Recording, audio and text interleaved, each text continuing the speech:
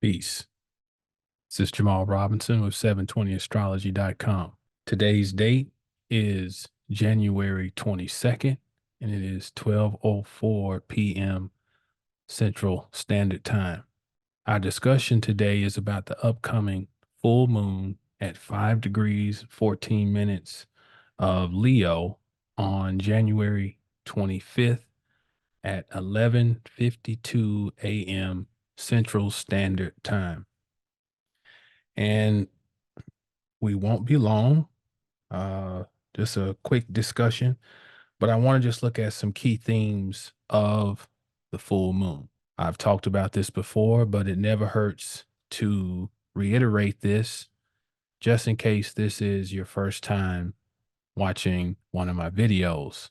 The full moon is a culmination point. Anytime we have a full moon, it is reflecting the sun's light. So the full moon will culminate, for one, something that began 6 months ago. This does not mean that this is the ultimate end result of whatever began 6 months ago, but it can show a layer or a perspective of what began, as in reflecting or showing a an effect for a cause. The beginning of something would be the first cause. And then the full moon, we could say, is the effect. In essence, this is karma, but it doesn't sound as moralistic. Karma is you put out certain energy, and based on the energy that is put out or emitted, there are things received relative to the frequency that it began at or with. The planet that we associate with karma is Saturn. And Saturn is the planet associated also with the opposition aspect in astrology. When we have a full moon, we have an opposition between the sun and the moon. Oppositions can be tense.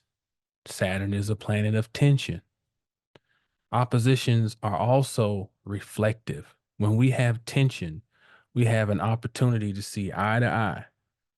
And by seeing eye to eye, we get to see the other perspective. And through that tension, if we elevate it to its highest possibility, then we can achieve some type of harmony, some type of balance. That is the ultimate goal of opposition or tension. Another name or word associated with the same concept is relationship. Relationship is an opposition. Typically, when we have oppositions in astrology, it is it involves complementary elements.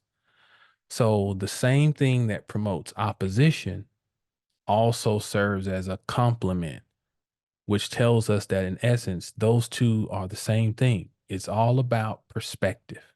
The moon will be in Leo. The sun will be in Aquarius. Aquarius is air. Leo is fire. So while they oppose each other, they also have a great opportunity to form a relationship by complementing each other through seeing things or showing, reflecting from different points of the same spectrum. Some themes with this full moon in Leo that we might want to consider. Am I seen? Um, the Leo moon also is one of great focus because we're talking about Leo ruled by the sun, and the sun giving its sunlight, it being the greatest luminary in our solar system and the namesake of solar in system. It is about attention because there is no attention greater than the light of the sun. Everyone's sun sign represents how they get attention because it is the light they reflect. or a better word is the light they shine from within themselves. So with this full moon in Leo, one of the themes is again, am I seen? But the focus. It's an energy of focused attention. It's an energy of strong will. There's a strong desire to lead here with the full moon in Leo. There may be a desire for power. We can also see childlike aspects of the self coming up with the full moon in Leo, which ties back to that theme of, am I seen? Because one of the most important things for a child is to be seen, is to receive the attention.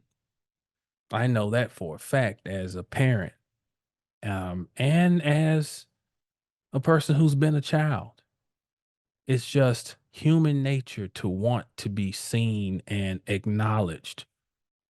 So these types of themes may be coming up, and there may be tension around the concept of attention, because the word attention, which has tension in it, which is the aspect that we're talking about when we have a full moon, tension between two poles is is going to be front and center.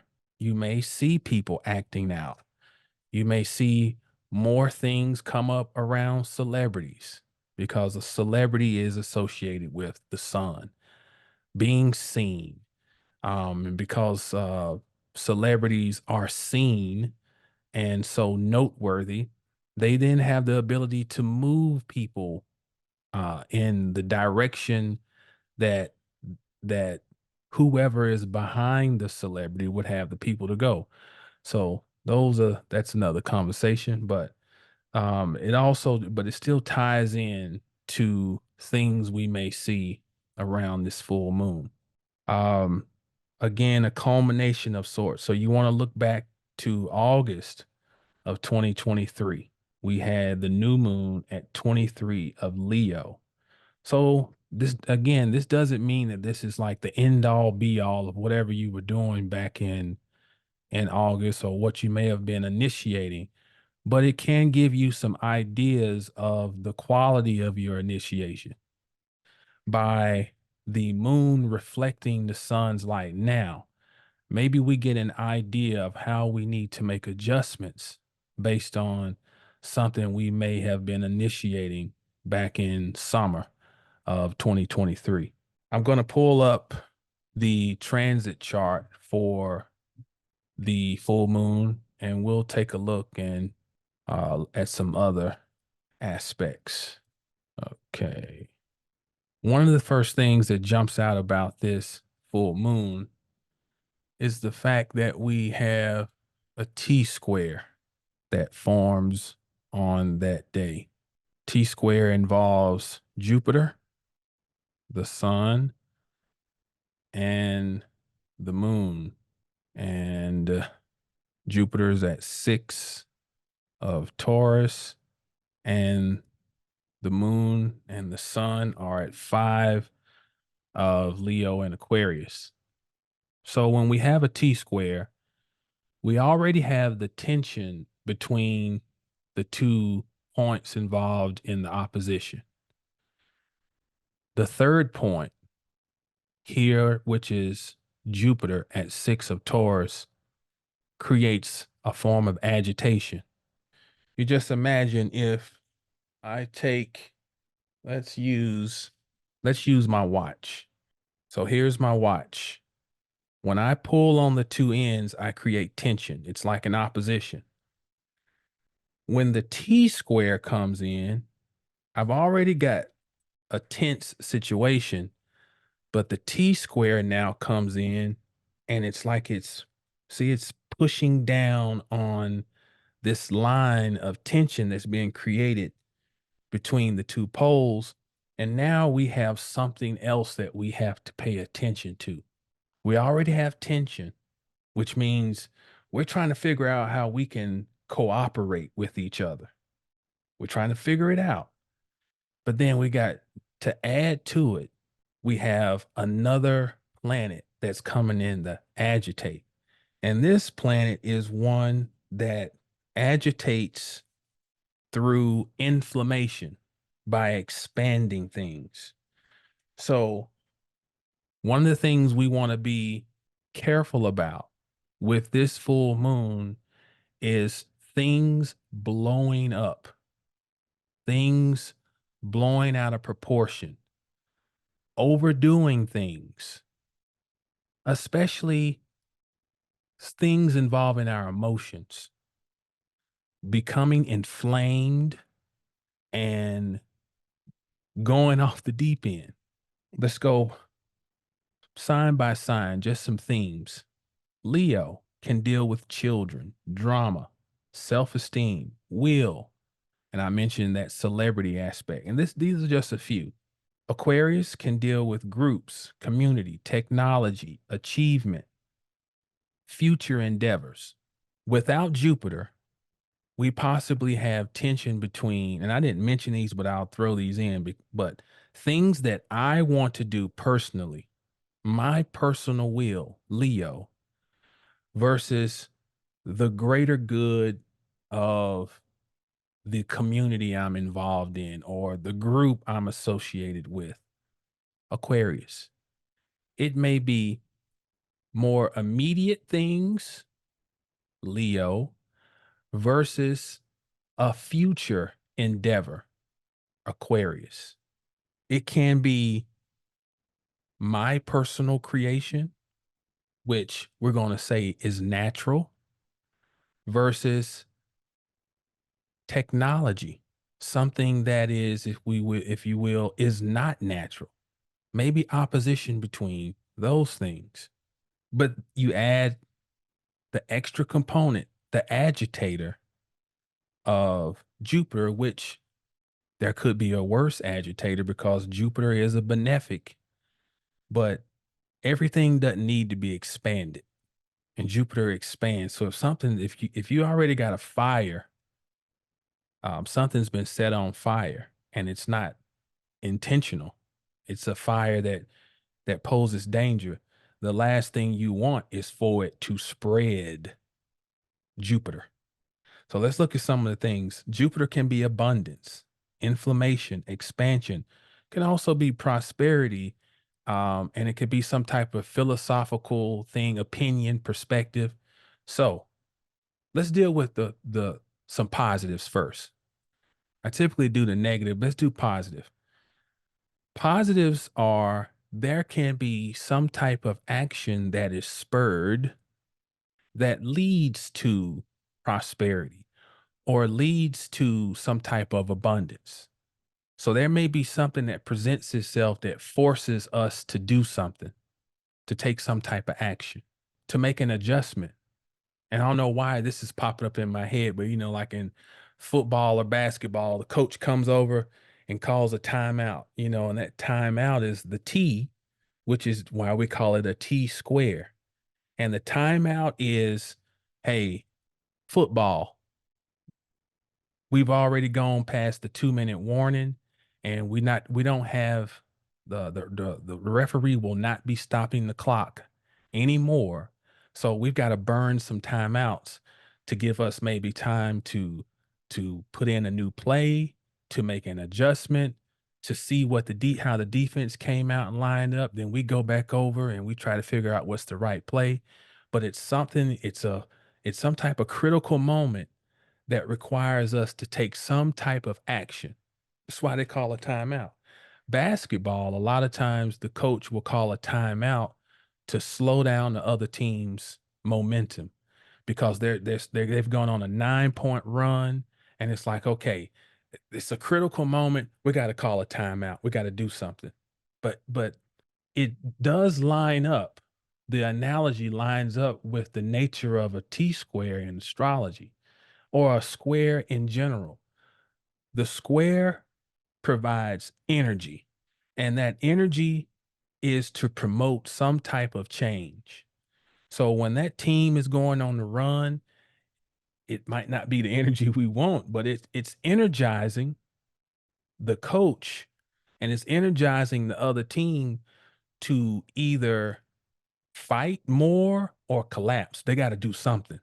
So we got to call this timeout and make an adjustment. We got to do something. Um, so there may be something that inflames around this full moon that causes us to be like, wait a minute, okay, I gotta take some type of action. Squares are about action. Squares are of the nature of Mars, and Mars is all about action. All right. In addition to that, a little bit before earlier that morning, the moon will form a, I'll back the clock up to get to it. Venus will be at 2, Saturn will be at 5. We're going to back the moon up just a hair to see if we can get to the time of the yod that it'll form.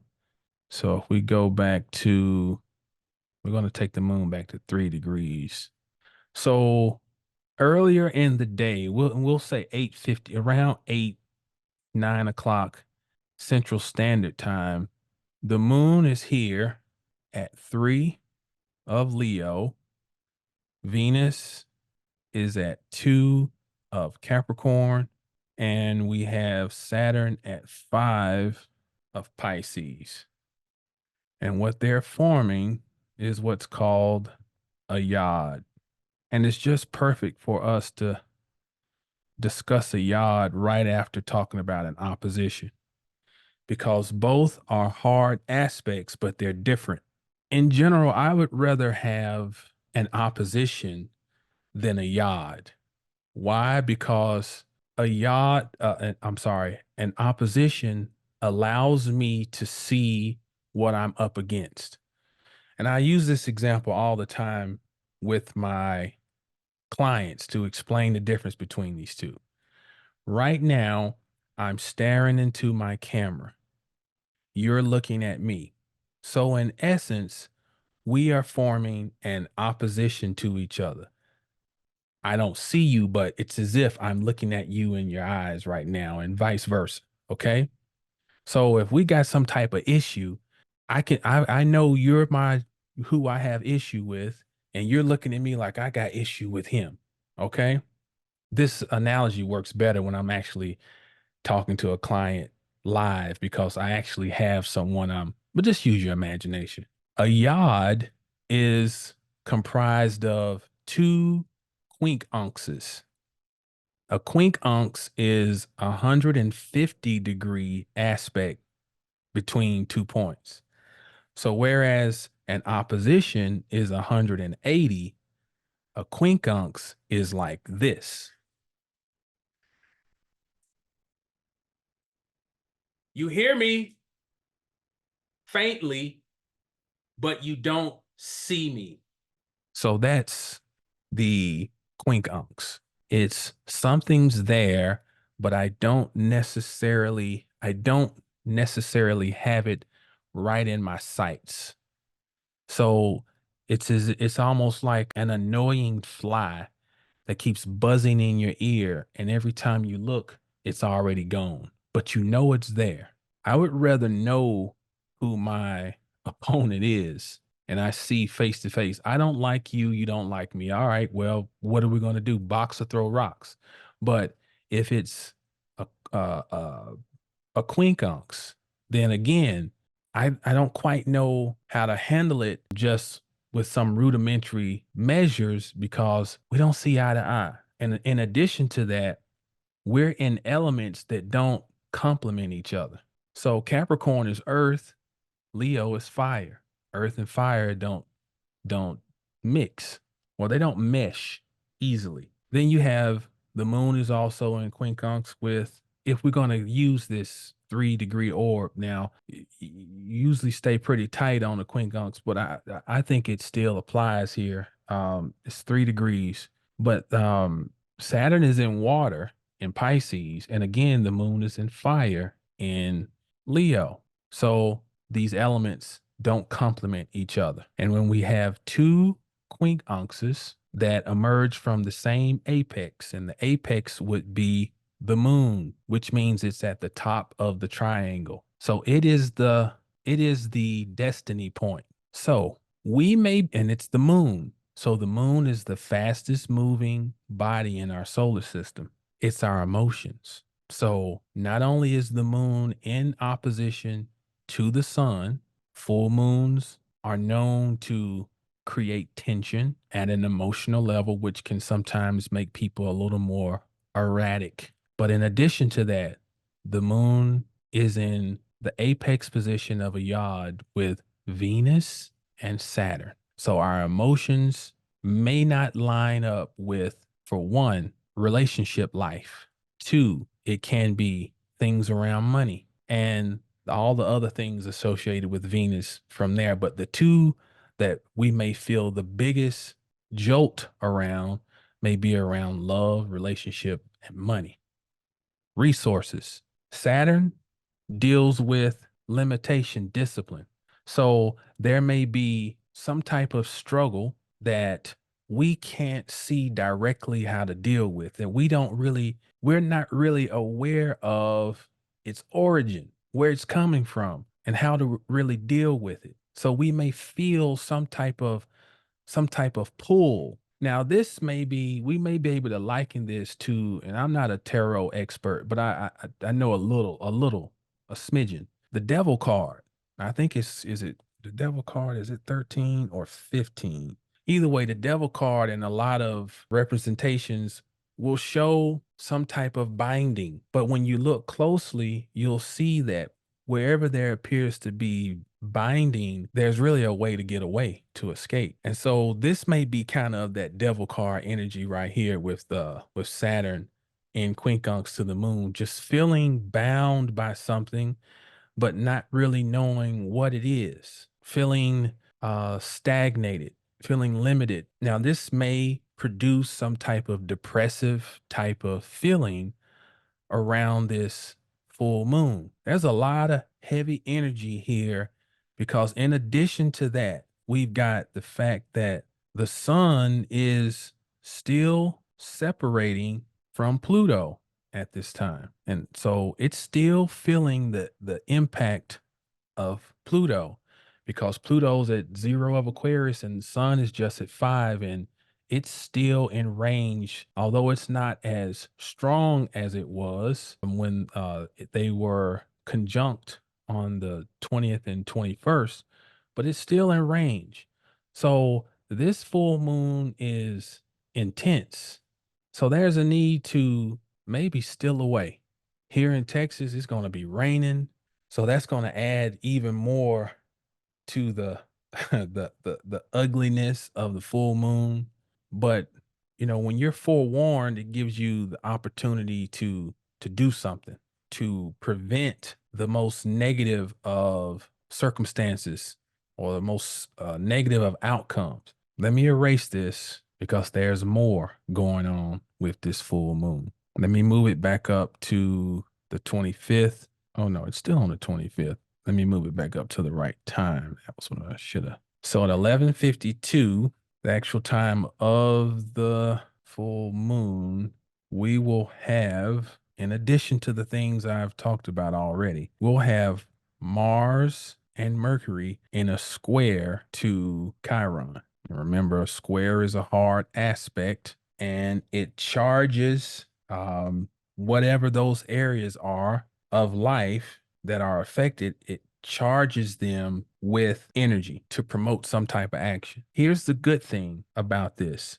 Mars is the ruler of Aries, where Chiron is. As this is involving Chiron, Mars, and Mercury. So Chiron is being received by Mars, a Mars that is in a good position because Mars is exalted in Capricorn. Still, though, this is a square. It's a square between Chiron and Mars. Mars that is conjunct Mercury. So we want to be careful about fighting words on this full moon, about saying things that we really don't mean, but that we may not be able to take back, things we may regret, words that really cut deep because of being caught up in the moment. So this is a very important thing here. So guard against as best you can being triggered on the 25th, especially the morning of the 25th. Final thing we have to keep an eye out for is that Venus at 2 of Capricorn will be in a sesquiquadrant, or it will start to move into range. It's 100 and let's see, it's 137 degrees. Sesquiquadrant is 135, but it's still enough where we start to feel it, and the intensity of that will increase over the next day or so from the 25th to 27th, I think, somewhere in there. So again, we want to be with this one. There could be things involving something suddenly happening, some type of tower moment. And I don't know why I'm getting the feeling like this is more about a collective thing. I'm wondering if there's going to be some type of financial news that comes about between the 25th and 27th. We'll see. But this is an Uranus that is retrograde, but it's at 19. So it is moving very slow. It's grinding, and it will move direct. I want to say at the end of January. I'll check real quick. I think Uranus is direct. Oh yeah, it stations direct on the 26th. So the next day it stations direct. So this is a very slow grinding Uranus. So be on the lookout for that, for maybe something, and I hope I'm not a doomsday person or whatever, but hopefully this is not some type of calamity that unfolds over the next few days, but it is in a hard aspect to Venus. From a relationship standpoint, on a more individual level, hopefully no one's getting any sudden news about someone you're involved with, and also around financial matters personally. So just be careful. Just be careful. Be careful about doing things haphazardly around this time and just getting caught up and just, you know what? I'm just going to go and do this. And then you having to live with the results of that down the road, because this is kind of tower energy. All right. So, in a nutshell, this is a very intense full moon coming up in Leo. But, the thing, I want to say this about astrology, because a lot of people, they contact me, they put so much weight in this stuff. And I think it's always important to keep things in perspective. The old saying that we learn when we start studying astrology is that the stars impel, they don't compel. Impel, this is how I interpret that. Impel means something imbues us. These energies imbue us, they flow through us, but they don't make us do anything. That's to be compelled. They don't make us do anything. We allow them to do things if we are not conscious and aware. And it's very easy to get grabbed and caught up by these energies. So, whenever we get these types of reports, whether it's the year forecast or it's the current transits, or just looking at your birth chart thinking, oh, I was doomed from day. That's why when we look at the chart, and this is kind of going off, but I think it's necessary to say, let me show you this. This line I'm drawing it represents the meridian. Okay. To the left is anta meridian, where we get the word A, or the abbreviation AM. Anta, before the meridian. PM, post meridian. AM is where we have our rising sign. So it is the side of our will, WILL. Post meridian is the side of fate. Okay. The word fate etymologically means what is said will be. When we trace it back through its etymological root, what is said will be. So, in other words, these aspects are of the I don't like to say fatalistic, because that sounds like, death, but when we talk about the real essence of the word, they are fatalistic. Fate would have it that on this particular day, the sun is here, the moon is there, Jupiter's here, Mars and Mercury are at their positions, Chiron, that's fate. We don't have a say so in that. But what we do have is our will, and that's the dance at the most rudimentary level. That's the dance that the zodiac is always showing us, that we're dancing between fate and will. There's always that debate about it. Do we really have free will and da da da da da? And we do. We have free will to respond. We don't have free will when it comes to certain situations and that we're put in, but we have the will always to respond. And as I say that, I'm still working to modify my will to make sure I don't respond to things a certain way. So it's not like I got it all figured out because I'm the astrologer. No, it puts more onus and responsibility upon me because I know it's like, oh man, I knew this was coming. Here I am. I still find myself, and that's the fight of being a human. No matter how much you know and how advanced you think you are, you still occupy this human vessel, and you from time to time will fall prey to human shit. Okay. But we try to keep these things in mind so that our recovery time is shorter. One of my coaches used to say, I'm not worried about you all getting tired. I'm more concerned about how fast you can recover. That's what being in shape is about. Because if you play hard enough, if you live life with enough vigor, you're going to get tired. You're going to get worn out. You're going to get discouraged. You're going to get grabbed from time to time by these energies. But what is the most concerning is how long it takes you to recover. And our awareness of these, that's why we do these transit readings and we go and get readings and forecasts and things of that nature. Because if I'm aware of the nature of the energy, even if I'm caught up for a little bit, I can grab myself and be like, man, you knew this was coming, like you know how this thing can. So then you don't allow yourself to sink deeper and deeper into something than you really even needed to. Because sometimes the circumstances of a day can lead to some people taking themselves off this planet. Like when the sun book says this too shall pass, and that's a real that's a real astrological statement. Sometimes people just need to know that whatever you're going through at this moment, man, man, woman, look, this will pass. The moon's gonna be here. It changes signs every 2.5 days. The moon is zipping, zipping, zipping, zipping. So if my day starts off and I'm feeling like this, it's not the end of the world. Don't allow this to define your day, to define the rest of your week, to define your life. That's one of the beautiful things about astrology. To, it gives us the ability to see and understand. That doesn't make life any easier on the surface, but it makes it easier when we can understand why, for sure. Because I'm in Aquarius, I don't want to not know why. I want to know why all the time because that makes me feel empowered. For personal readings and for my other services, I'm available through my website, 720astrology.com. Know the stars to know yourself. Peace.